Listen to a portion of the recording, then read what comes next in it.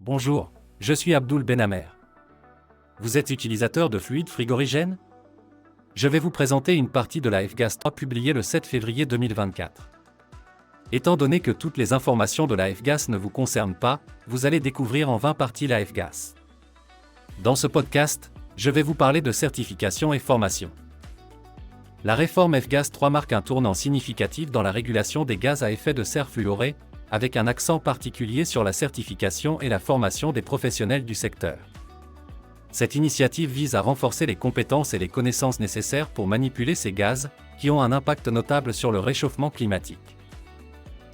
Sous cette nouvelle réglementation, il est impératif que les personnes physiques engagées dans l'installation, la maintenance, la réparation ou la mise hors service d'équipements contenant des gaz à effet de serre fluorés soient dûment certifiées.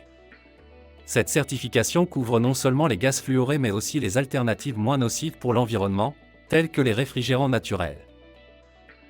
Les États membres de l'Union européenne ont désormais la responsabilité d'adapter ou de mettre en place des programmes de certification et de formation adaptés.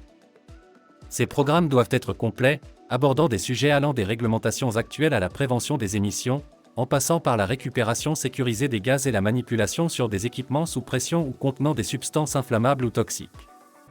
Un aspect crucial de la F-Gas 3 est l'obligation pour les professionnels déjà en possession d'une certification sous l'ancien régime de se soumettre à des cours de remise à niveau.